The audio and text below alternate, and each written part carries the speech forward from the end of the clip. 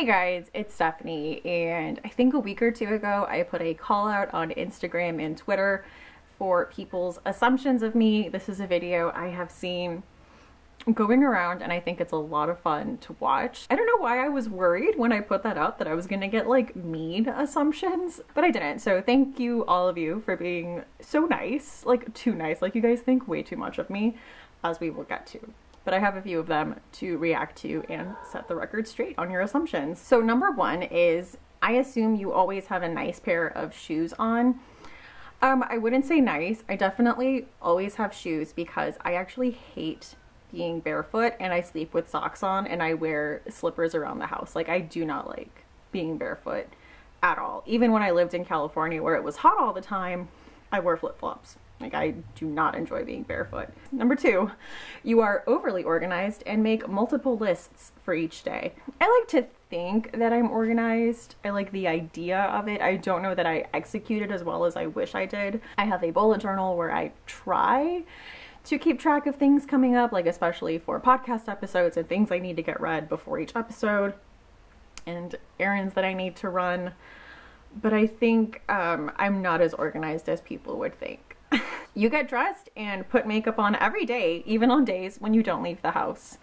That's adorable. No, I am so lazy. And I think especially with my schedule, like working nights, I get off work like between 3 to 5 a.m. and I come home and I get up anywhere between 10 a.m. and noon. So I think I'm just always so out of it. Like I go to drop my son off at preschool like around 1 and I still look like I got out of bed. Like the moms at my son's preschool know what like my bedhead and like my makeup-less face looks like because I do not try. I put makeup on to go out and to film videos. Other than that, also makeup is expensive. So I don't just like to wear it. You'll watch any horror film, even if it looks bad, to show your support for the genre. This is something I wish I could do more. I actually don't have a ton of time to myself without my son to watch a lot of horror movies. Every time I try to like sneak one in while he's like playing in another room, he'll come out and get upset at what I'm watching and tell me to turn it off because it upsets him. And by the time he goes to bed, like my husband comes home when I'm off, and he hates horror movies. So like I don't have a lot of time to myself to watch horror movies. So if I have time to myself to finally watch a horror movie, I tend to be pretty picky about what I'm going to watch, and it's something I definitely want to be sure that I'm going to enjoy. I think maybe like when Henry is older and he doesn't care as much, I will have more time to spend time on movies that might look bad to support the genre. That is something I wish I could do more. You secretly want to produce your own horror drama podcast. That's a ton of work. Like just doing podcasting on this side without having to make a overarching plot and character acting and like voice acting and all this production that would go into that it would be so much work. I do love a good horror audio drama, like a drama podcast. I have no desire to be the person behind it at all. It's just not in my wheelhouse. I will gladly listen to it and download it and support it. I do not want to make it. One assumption is that you have all the time in the world because you read so much. I'll say in a way, I think I do have more time than people who work a full-time job where they have to interact with people or they can't listen to audiobooks. Then like technically I do have more time.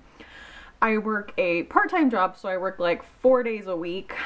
And at my job, you can wear headphones and listen to audiobooks. In a sense, I kind of do have more time than a person working a full-time job. So you're not wrong. You're really practical and level-headed. That is very nice of you. I think I am a little bit more on the practical side. Level-headed sometimes. You believe in ghosts or have had a personal experience. I don't know that I believe in ghosts, but I think I'm someone who's like, I'm not gonna say I don't believe in ghosts, because like maybe, like who am I to say? I don't know everything. So at this point I don't think I have a strong stance that ghosts exist, but like I'm not gonna do anything to make them mad. You know what I mean? Like I'm not sure that a Ouija board would work or that it is actually like a tool of the devil to like talk to the other side. I don't know that, but I basically live my life by better safe than sorry. So that's how I approach those things. As far as personal experience, we actually just talked about this in the Voxer group chat for Books in the Freezer. I was having friends over to sleep over when I was like 10 years old, and we were telling scary stories, and one of the light bulbs in my living room like burst and there was glass everywhere. And that's probably like as close as I've come to having like a personal paranormal experience, but like I don't know what to think of that. I'm sure for that there's like a logical, reasonable explanation, but that's probably as close as I've come. You are a talented cook and your specialty is making authentic tacos, not ground beef. I do enjoy cooking. I don't know that I'm super talented. I'm just kind of like, I have my tried and true recipes that work. My specialty is making authentic tacos. I am a bit of a snob when it comes to like what I will call a taco. To me, a taco is like a meat, so be it steak or chicken or pork, in like a double small corn tortilla with onions and cilantro. That's it. That's a taco. If you add anything else, it ceases to be a taco and you can call it American whatever. Real tacos do not have cheese, do not have sour cream. I would say the only other exception I would make is that in a lot of taco stands, they do have like the green and the red salsa that you can put on and maybe some avocados or pico de gallo. That is it. Anything else, it is not a taco. I'll still eat it. Like, it tastes good. I get it. But it's not a taco. You're really nice, but aren't afraid to throat punch a fool. And I'm not like a super confrontational person. As far as throat punching a fool, I don't know that I would resort to physical violence. I would be bad at it. Like, if I actually went to go punch someone, I know that I would miss, or that I would hit the wrong thing, or I would trip and fall. So another one is, I assume that if it was up to you, the seedlings in your last video wouldn't make it out alive. That's absolutely true. Those are my husband's. I do not have a green thumb, and I kill all plants. Those plants are like his babies, and he's good at that. I am not. I assume there are people in your real life who think that podcast hosts like Knox and Jamie are personal friends of yours.